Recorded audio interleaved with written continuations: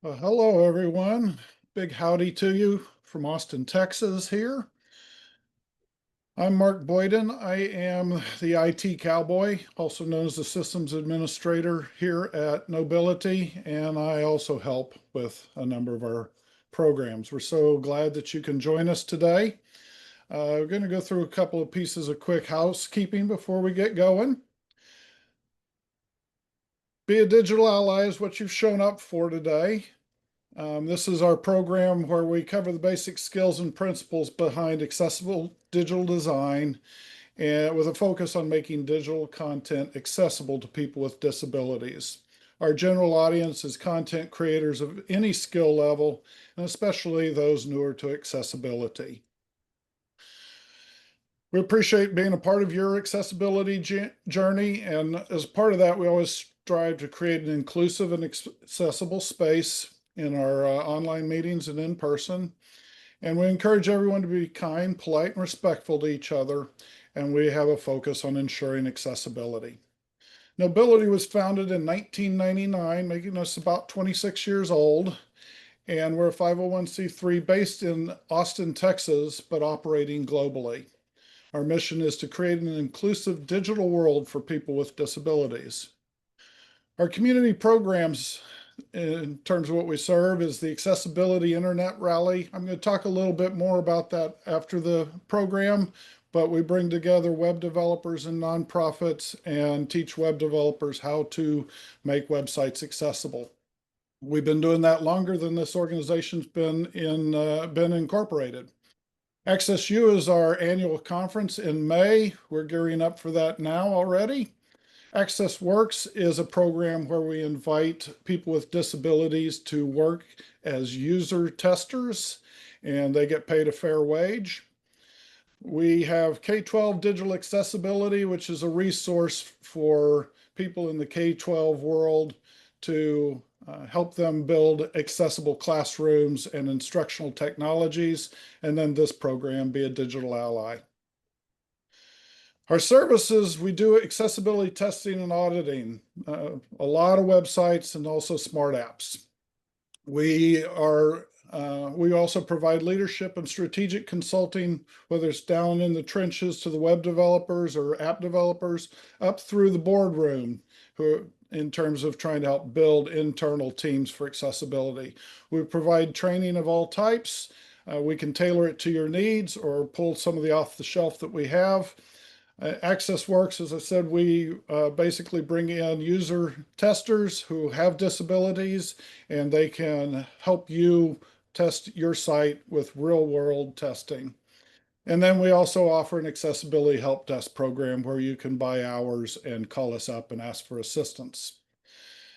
During this session today, Julie will have a couple of Q&A times, but you can put them in the Q&A. There's an icon in the panel at the bottom of your screen, and you can bring that up and open it at any time.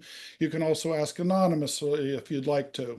You can also ask by raising your hand, and we will ask you to unmute, and you can ask in person, or you can type it into the chat. At this point, I would like to introduce you to our Director of Accessibility Services, Julie Romanowski. Take it away, Julie. Thank you, Mark. My name is Julie Romanowski. I am the Director of Accessibility Services at Nobility. I lead the folks who do the audits for clients' websites, clients' properties. I also lead the teams who help with training and consulting and just working with our clients to help them make sure that their digital content is as accessible as possible to the largest group available. I've been with Nobility since 2022. I actually was started in the accessibility field when I was at State Farm. I worked at State Farm for 22 years, started out as a developer, doing Java development and other types of development. Became involved in accessibility because my team was responsible for enterprise reusable controls that were used for our agents and our claims departments, things like that. And we had customers who were complaining that things weren't accessible. So I met with our, at the time was called the Assistive Technology Services and Support team, and worked with them to help bring the reusable components up to WCAG 1.0. Anybody remember that? That's been a long time ago, but help them bring that up to WCAG 1.0 level 2A conformance. And I was then pulled into that team later on and worked with them for quite a while. And then we worked to create the accessibility program at State Farm, and reached a point where we'd built the program. It was it matured, and I was ready to leave, and decided that I was going to take early retirement and come work with Knowbility in literally my dream job, where I work with the nonprofit to help people with disabilities. I'm going to go ahead and start sharing here there we go, my icon disappeared. I'm going to share the screen. All right. So goals for today are, to help you gain a better understanding of VPATs, and not just that, but understand the difference between VPATs and ACRs.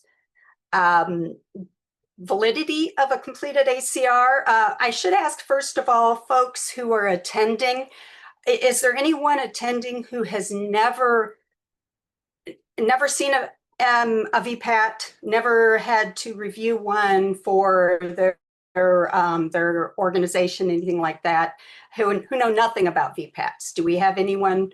Anna, are you raising your hand because okay, we have a few people who haven't. How many are there people that are attending who deal with VPATs on a, if not regular, kind of a semi-regular basis, where you're reviewing them, going through to get information for, say, for procurement, you're trying to buy some products, things like that? All right. So would my assumption be correct then that most people know very little about VPATs? That would be my assumption. If not, please speak up. I'd love to hear I would really love to hear maybe war stories, things like that, from folks who've dealt with VPATs too in the past. I'll share some myself as well. So we're going to go through, I want to go through completed accessibility conformance reports, talk about completed ones and validity of ACRs. Are they accurate? Does the information provided make sense? And so on. Just because a vendor has provided an accessibility conformance report to you does not mean it's valid. It does not mean the product meets the requirements. Finally, I'm going to step you through writing your own ACR. So what's not covered? I'm not going to provide training on accessibility standards, and I'm not going to talk about accessibility testing.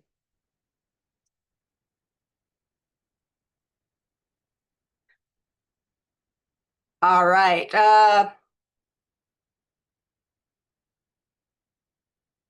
So we're going to do an overview now of VPATs.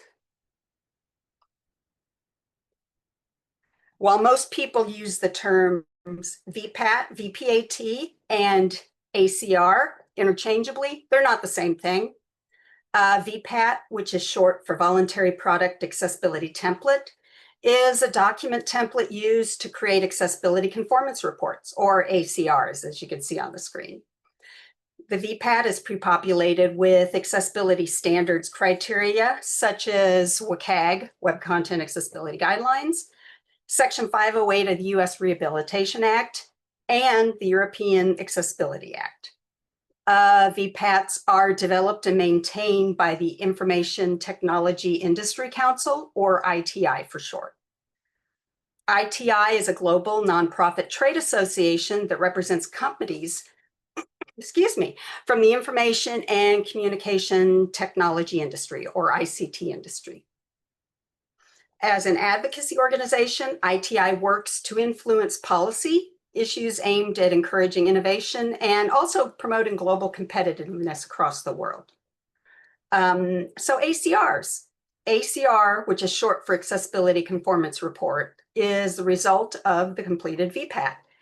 And it provides information on how the product in question conforms to the accessibility standards included within the report. The ACR is simply a report that lists any accessibility conformance issues identified while testing your product against relevant accessibility standards like WCAG. An ACR is not a certification. An ACR shows how well your product conforms to criteria listed within the document, but having an ACR does not automatically make your product accessible. I've met with vendors in the past asking about VPATs or ACRs, is which the final product is, and they would send them on and claim our product is 100% accessible because we have this ACR for you. That does not equal accessibility.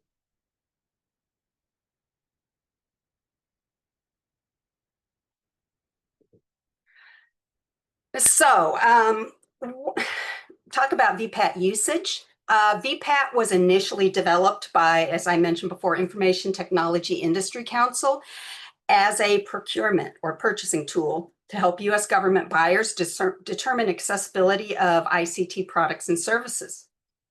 While once specific to U.S. government agencies, VPAT is now widely used in both public and private sectors worldwide. It's still used mostly as a procurement tool, but more and more organizations and also organizations that Knowbility works with are starting to use VPATs as a self-assessment tool, helping them to evaluate the accessibility of their own products and services. VPAT framework provides a consistent reporting mechanism, making comparing the accessibility of similar products easier for buyers. So great product comparison tool. Say you're looking for a content management system for your university, and you reach out to vendors and they all provide you with the completed accessibility conformance reports for their products. And so since this is a standardized, consistent report, you're able to look at them side by side to see which products contain the meet the needs of your customers, maybe which ones work better for your customers. You can look to see which reports make more sense to you.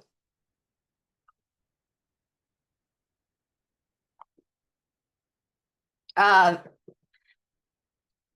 VPAT editions, there are 4 different VPAT editions. They're available free for download at www.itic.org. Mark, I didn't know if you could share that link within chat.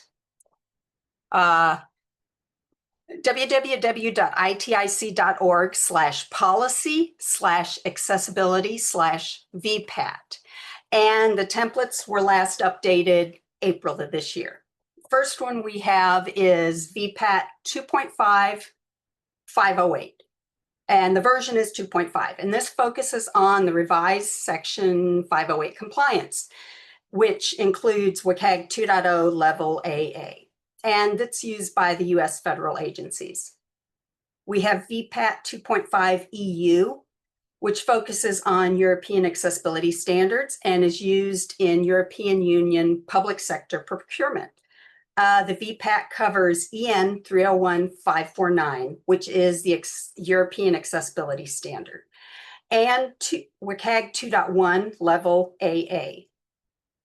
Next, we have VPAT 2.5 WCAG, which focuses on WCAG 2 conformance, and it's used by private sector businesses and US state and local government organizations. This VPAT covers all WCAG 2 versions, 2.0, 2.1, and 2.2. Then we have VPAT 2.5 INT. which focuses on international standards. And it's best for global organizations that are needing multi-jurisdictional coverage. VPAT covers all applicable standards covered in the 508 EU and WCAG VPATs. It covers everything. So revised section 508, WCAG 2.2, level AA, and, level 3A. And then the EN 301549. So have these 4 different editions. So how do you choose an edition? Well, it depends on a few things. First of all, customer requirements. Think about what do your customers need? Are they a U.S. federal agency? Are they a local school? Are they maybe they're a European organization, or they're not just a European organization, maybe they're an international organization. And where do they plan to distribute this? Is this something that is specific to the US? Maybe it's something specific to North America, or it could be Europe or internationally. You also want to consider the accessibility standards used to evaluate your product. If you use WCAG, say you're using WCAG 2.1 level AA, then you would not use the VPAT 2.5 INT, because it would not be, you would not then be using the EN 301549 or revised, well, I guess you would be using revised section 508 because it does include older versions of WCAG. So, but yeah, you would probably want to use the EU one or the WCAG one for that.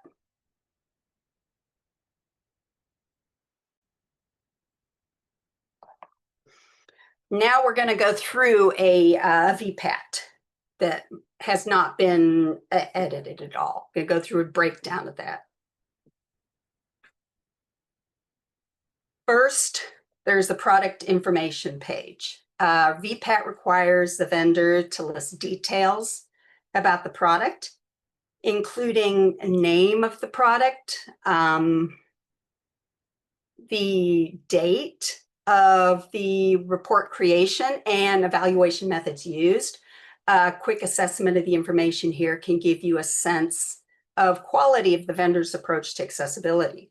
So just going to the product information page could give you a relatively good idea of whether the vendor really understands accessibility and they're being accurate in their reporting. There's a report title. It's just whatever their company name, organization name, then Accessibility Conformance Report. VPAT heading information includes the current version of the VPAT. It includes the version of the VPAT template. The current version is 2.5 REV, all one word. This replaced version 2.5, the original version, in April of this year. Looking at that, if you're seeing a VPAT and the version is older, 2.4 maybe not as much, but if it's 2.3 or older, then you're really, it's an old report and you really want to question the results. It's most likely not valid. You also have within that information page, name of the product and version. I have a slash as in or, but you really want to see both the product and the version. That version's necessary because you want to make sure that not only are you looking at the correct product VPAT, so you're looking through this thing and yes, this is the product I'm interested in, but you also know that you're looking at the correct version and not an older version of the product that, you know, there have been changes since then and the report is no longer valid for the latest version. The report date is important. That's the date that the report was published. If the report date is more than a year old, then it's likely out of date. Contact information, that's contact for follow-up questions. So ideally, this is the person that performed the assessment, like a third-party expert or maybe an in-house accessibility subject matter expert. evaluation methods used. Now here, a detailed description of evaluation methods used to complete the VPAT for the product is very important. Specificity and robustness are good signs here. And then you also have applicable standards or guidelines. VPATs that are still listing just WCAG 2.0 or Section 508 only are likely very out of date. So you really want to look at this stuff. And for those of you who are familiar with VPATs, who have reviewed them in the past and looked at them, have any of you looked at VPATs where you went into this project information page and there was almost no information provided at all? Maybe there's no, a lot of times I've seen VPATs where the evaluation method used, it's blank, there's nothing there. So I have no idea how they tested, what they did. Looking at that, there could be the assumption that all they did was run an automated test. Not saying automated tests are bad, but there's no way you're going to know if a product is meeting it's conforming to, say, WCAG 2.1 or any of the other standards if that's all they're doing, because that's only going to catch a small percentage of issues. If they're just listing something like automated, manual, and functional, or automated and manual, then really don't know, okay, what does that mean? Is that, oh yeah, I'm just looking at some of the comments. I just noticed, yeah, big red flag. Brian, you're right, huge flag. It's just, you really, the more details is important. So yes, you're doing manual. You can, something along the line of too specific. It's like keyboard only testing, using assistive technologies such as JAWS, NVDA, and voice over screen reader, or what other assistive technologies you're using. Maybe you list something like expert testers with disabilities using the specific assistive technology. That provides a lot more information and helps the person viewing the document understand that, yes, it's being tested for using assistive technologies that my customer uses. And I know that it's more likely that it will work for customers or visitors, things like that.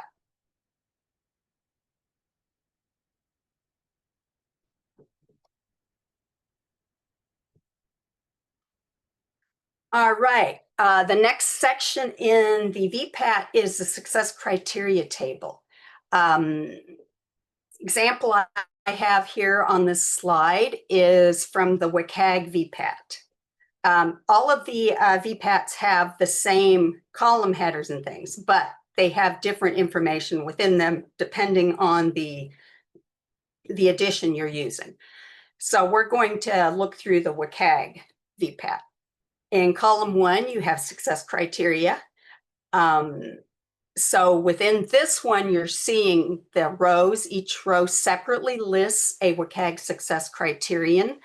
There are 3 different tables for success criteria within the WCAG VPAT. The first table includes level A success criteria. That's followed by level 2A in table 2, and then level 3A in table 3. Column 2 has conformance levels. And within this, the vendor indicates a conformance level with one of the following. You have supports, which means the functionality of the product has at least one method that meets the criterion without known defects or meets with equivalent facilitation. You have partially supports. Some functionality of the product does not meet the criterion. Does not support is another one, which is the majority of the product. Not just, it doesn't say all. Does not is the majority of the product. So parts of it may support it, but majority of it does not meet the criterion. Not applicable is one, which is not, the criterion is not relevant to the product. Say, for example, we're looking at on this screen, 121 audio only and video only, 122 captions, and 123 audio description or media alternative. Maybe this is a product that has no audio only, no video only, no multimedia, no media at all. There's no media at all. So you would put not applicable for each of those within the conformance level. You got column 3, which is remarks and explanations. This column allows the vendor to include notes specific to that criterion and conformance. So if you included not applicable for 121, 122, and 123 because there is no media at all for the product, then within the remarks and explanations, you would put like for the 121, the product does not contain audio only and video only pre-recorded content. And for 122, the product does not contain video, multimedia video. So no captions are needed. Something like that. You would want to explain why the success criterion is not applicable.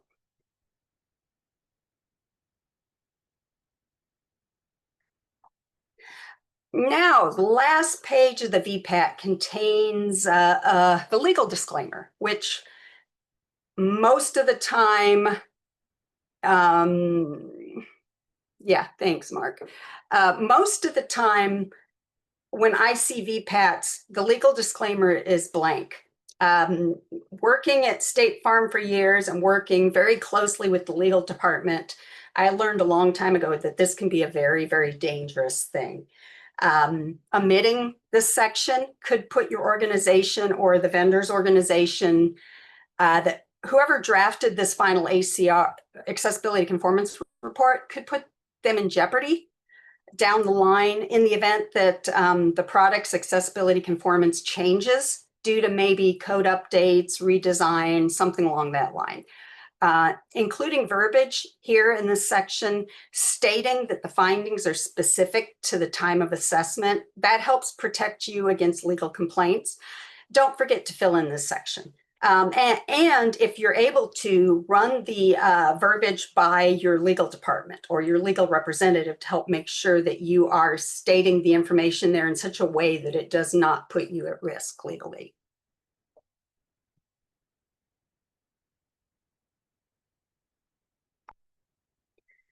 All right, so what questions or comments do you have for me right now? Anything you would like to share?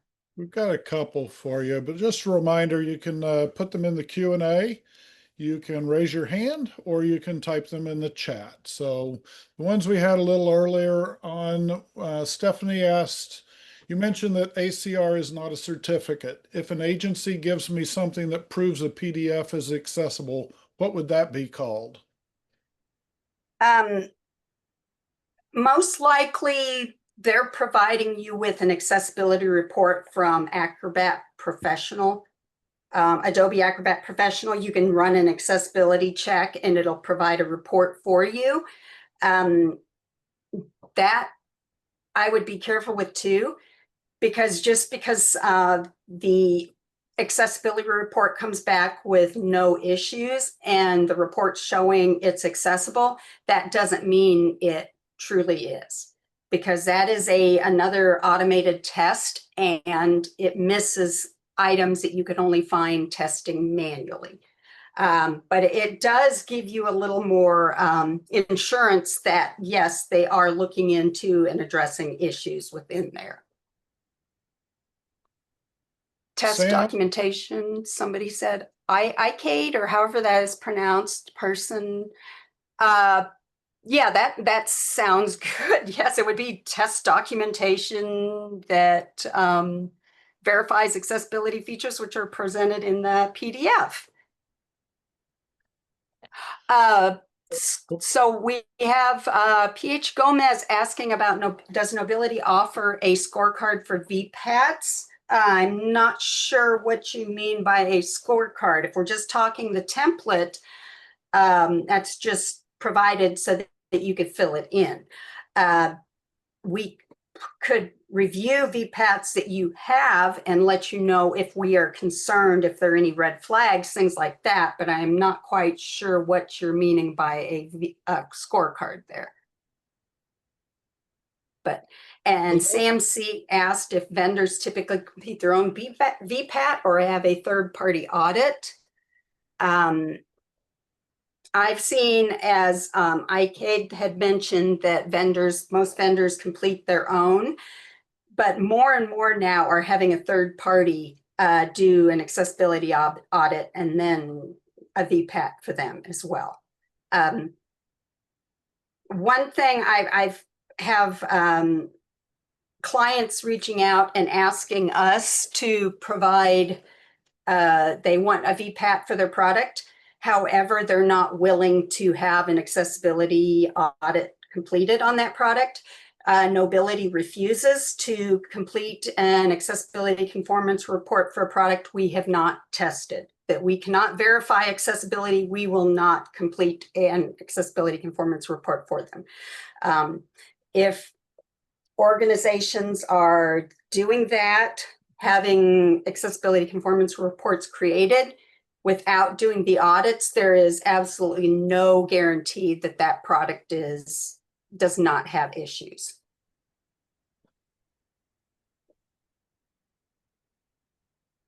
Concordance about who completes the report. The organization that requested the report, requested the audit, can complete it, but I really recommend having a subject matter expert, accessibility subject matter expert, do the audit, make sure they've identified issues, maybe they've done a retest after items were addressed, and then the person who's done that, I recommend you have them draft the accessibility conformance report as well. For someone who does not understand the nuances, there could be, and we're going to go through in a little bit, audit findings. There are nuances within there. There are things that are identified as issues, but looking at those, if you don't have that background and understanding, you may not realize that, okay, this is something that is an issue. However, there are ways, there are simple workarounds, or there are other things at play that could change the severity of it. There are items within there that how you report that would depend on the type of issue, the where it's located, things like that.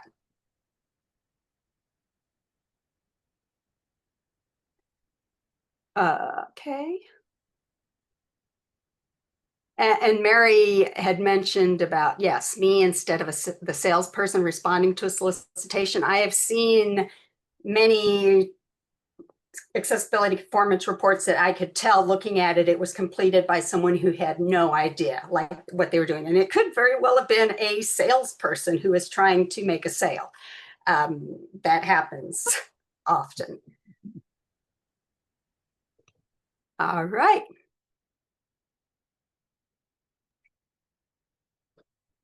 That looks like all I see. Oh, we just got another one in Q&A. What about PAC 2024 checker reports for PDFs? PDFs are an interesting thing. I am just not a fan of the different PAC checker reports catch a lot of issues. However, I find it seems like every time an update is made, you find out that it's missing things within there. I work with somebody at Nobility who is a document accessibility expert. The two of us have had similar training. We work together on these things, and I will be doing manual testing of the PDF, and she'll run certain automated tests. And there are times where we find out that the automated tests miss very serious problems.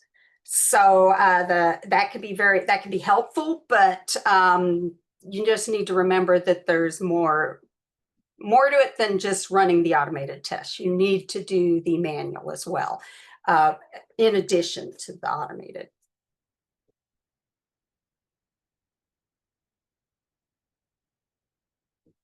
All right, that's all the questions I see at the moment. All right. So now we're going to get into drafting an accessibility conformance report.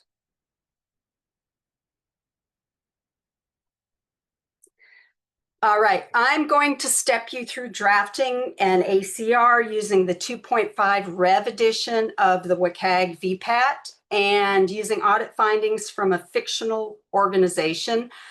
And Mark, if you can include the links, hopefully the ITI organization site was down earlier, but last I checked it was working, so that link that goes directly to the website should be working.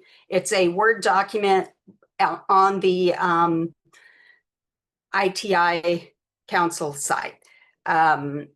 If it doesn't work, let us know, because I also have another one that I provided in GitHub for folks. And now the next one is an Excel spreadsheet that contains audit findings. We'll use that one to review the accessibility audit and use that to populate the rows within the success criteria tables. Oh, nope, that doesn't work, Mark. You have to go into the notes for that one. Sorry about that. I'll put it in there. Oh, thanks. You got ahead of me. I don't think they can get to the Google Doc one, Mark. This one goes to the Ally Code Examples, nobility.org. That's open to everybody. Are folks able to get to that?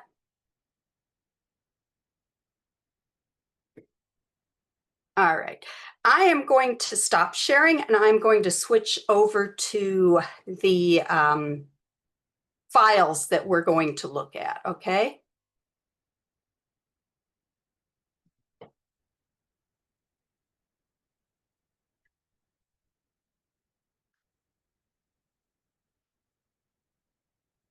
See if it switches.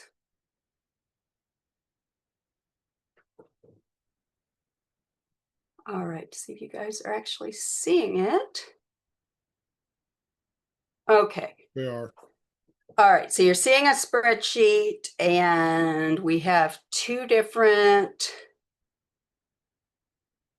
Word documents. Okay. It might be helpful to try and make them a little larger. Yeah, I was just pulling them up here so I can trying to move some things.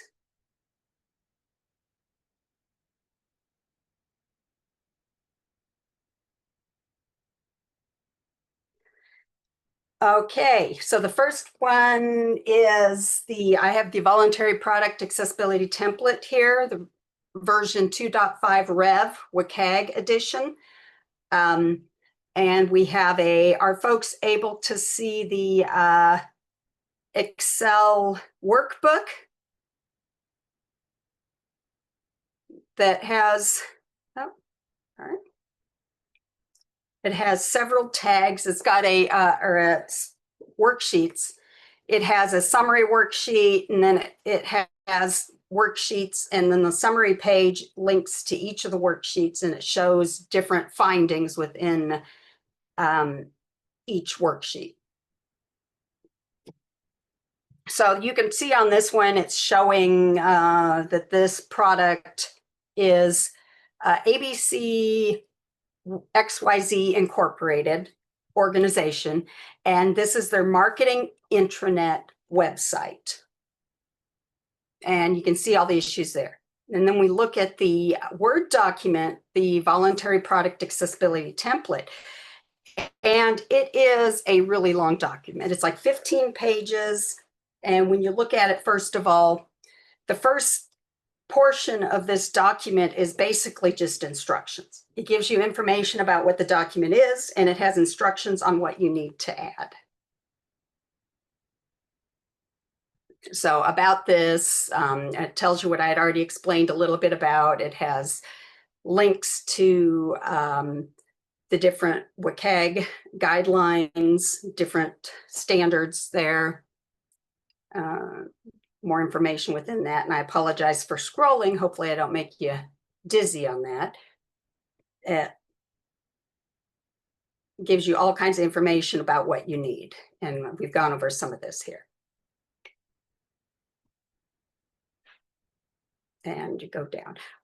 One thing you want to remember is when you finish completing the information within the VPAT, that you want to delete everything past from page 1 to page 9, all the instructions, directions, things like that. You just want to delete all that. So all you have is the actual VPAT with the sections like the product information and the criteria tables, and then the legal disclaimer. That's all you want within here. It's won't be terrible if you don't delete all that, but you could cause confusion for customers if you share this document with them after completing it and they're seeing all this information that, you know, way too much information. They don't need all that. They just want the information to show how, if their product conforms. And what I do with this is I will save a copy of this, and I go ahead and do a save as and name it, whatever your naming standards are. It would be like the customer name, product name, and then the date that I created this. And I already did that. So I'm going to go ahead and close this out and go to the Word document that I already named as, and I'm going to have to make this a little bigger for you folks.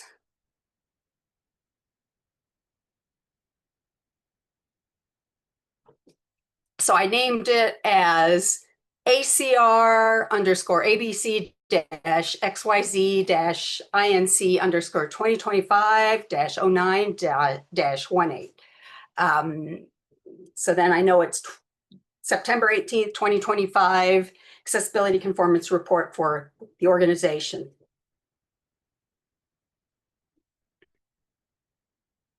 And as I mentioned before, we are going to go through then and just delete everything to the page 10. And I've already filled in these things, but you can see where that was customer with the open brace, company, organization, closed base. I think it's a company. I have ABC XYZ-INC. Name of product version, ABC XYZ-INC marketing website. The report date I have for today's date.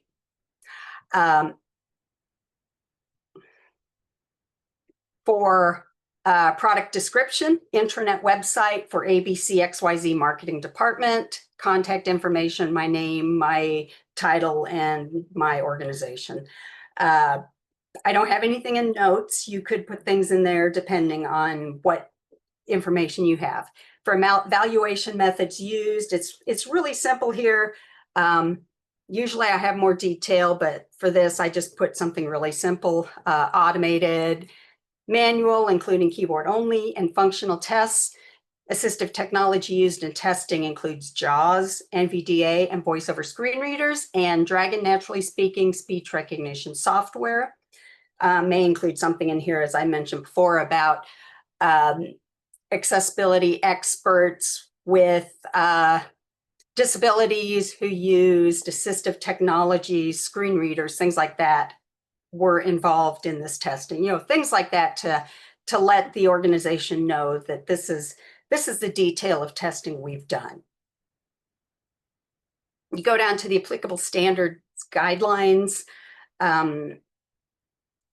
You can see this table here, and this one has WCAG 2.0 included in report. You see a level A, yes/no, level AA, yes/no. So you go into these and you just delete the yes or the no for those, so that it'll show that, yes, we tested for WCAG 2.0 level A. And this was for the testing was for WCAG 2.1 level 2A. So for 2.0 and 2.1, the A and 2A would be yes, and the 3A would be no. And you would do that. And since we didn't do tests for 2.2 for this product, this audit, each of these would be no when we went to WCAG 2.2 section. So then the user coming in to view this would go look and see, yeah, they tested for 2.0 and 2.1 on both level A and level 2A, but they didn't do any testing for level 3A or for WCAG 2.2. And then below that, we have terms, which I had mentioned before.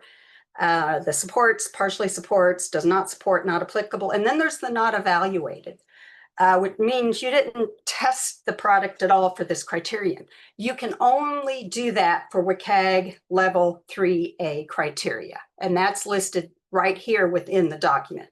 So it's very self-explanatory. Now we're going to go into this and look at, first thing we're going to look at is 1.1 non-text content. And the worksheet I provided, if we go to each of these worksheets, you can look at that, check it out. You scroll to the right and success criteria are listed here. So if you have some reporting like this, making your audit reports as simple as possible to find the information you need, something like this where you just list the success criteria separately. In this format, it's a lot easier, I find, for projects I work with, organizations I work with, their development teams like this, because they can just go in and they can then do a filter, and all they find are, we just want 1.1 non-text content here. And you can do that very easily. And then that's all you see within this list. And I already went ahead and did that with each of these other sheets. So that's done. So the 1.1, it does not conform. There are different problems. And if we look at the global sheet, there's only one issue here, that it does not conform to 1.1.1. Missing accessible name, side menu, open button. And this is high priority. It's pretty serious. It's really hard to work around, and it could cause a lot of problems. And you can go look to see through this. You get a little information, an idea how you can report, how you can document some of these reports. And you can see that has to do with, there's missing accessible names. Some of these others, there could be missing alt text. This one says invalid alternative text. So what you would do then, you could go into your success criteria thing, and for non-text comment would be partially supports. And then the remarks could be something along the line of, and it doesn't, you don't have to list each thing separately. It could be some images throughout the website are missing alt attributes. And then you want to put in as detailed as you want. So it could be other images are some decorative images are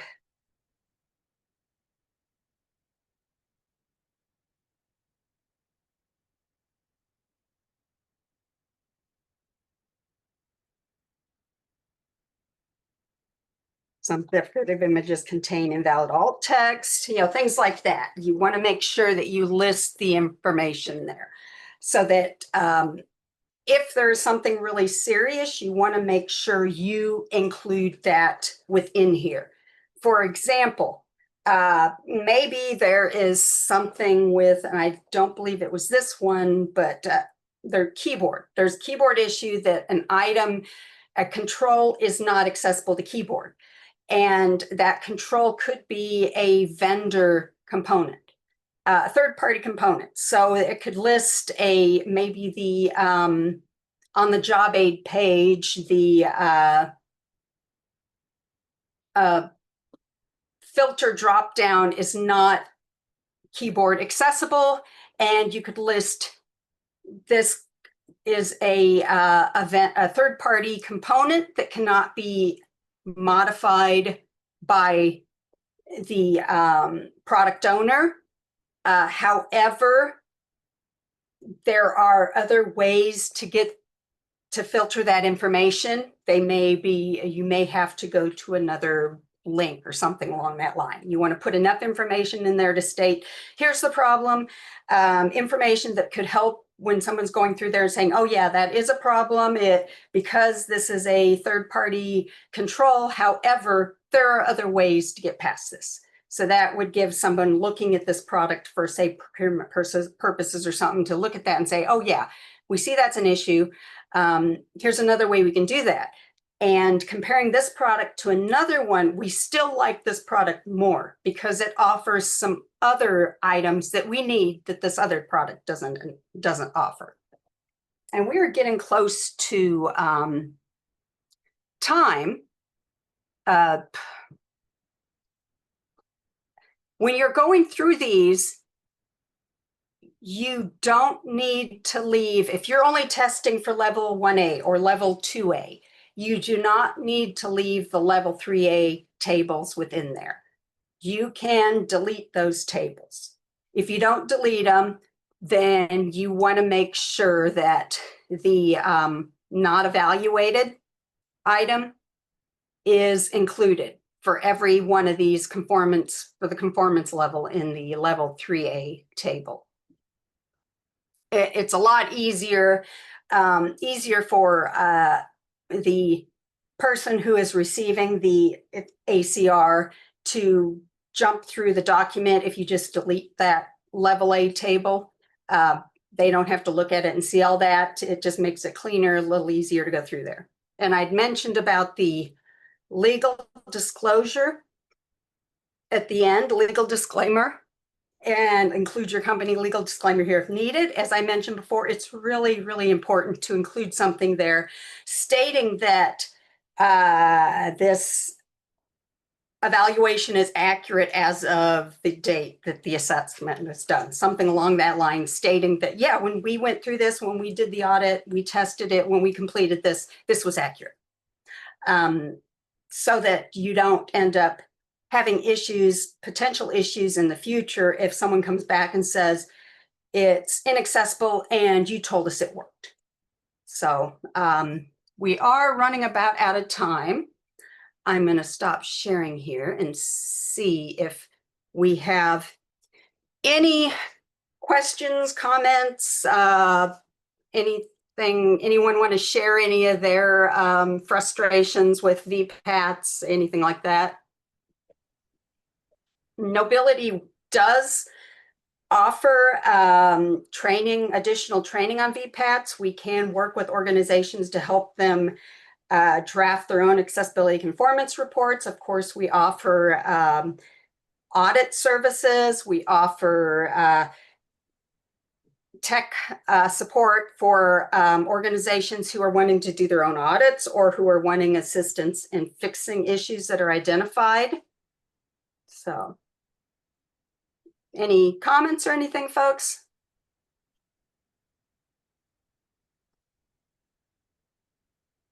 And feel free if you want to turn your video on, if you want to unmute and then say something to us. We'd be happy to hear you. Happy to see.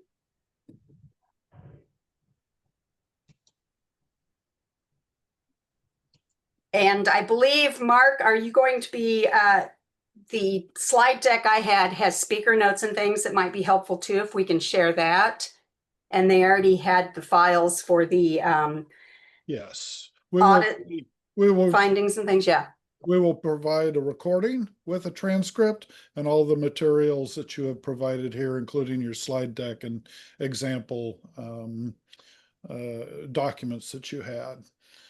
So, All right. and I'd also thank you so much, Julie. You're getting lots of thanks in the chat, and it's been a great presentation for sure.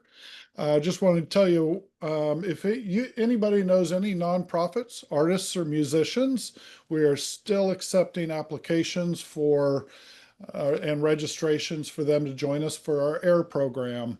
At the beginning, I mentioned this. AIR is Accessibility Internet Rally, where we invite in web developers who'd like to increase their skills in accessible websites to join us on the journey in a fun, friendly competition that runs for 8 weeks. We pair them up with a nonprofit that needs a website, either refreshed or a new. Our registration deadline is coming up tomorrow, but if you know anybody, even if it's within a few more days, just have them give us a contact, because we have more developers this year than we have had in the past, and we are lacking nonprofits, artists, and musicians who need a new website. And then the winners get some prizes, including tickets to our Access U conference in May, which is roughly about $900 a seat. More information is at nobility.air. We'd also encourage you to sign up for our newsletter, follow us on social media, and if you want, you can email us at events@nobility.org. But one of the biggest things you can do beyond sending any nonprofits our way is to please give us some feedback about this, how well it served you, how well it met your expectations, and anything else that you'd like to share with us about this and this program, including possible topics and such. Glad you joined us, and thanks again. We're going to do another one next month. That one's still in the works, but we've already got November lined up too. So stay in touch with us, and we'll have more great pieces like this. Thanks again.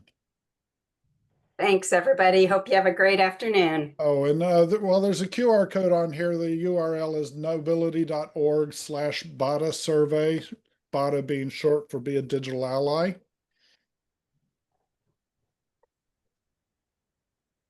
And I dropped it in the chat too. And you can support our programs through donating.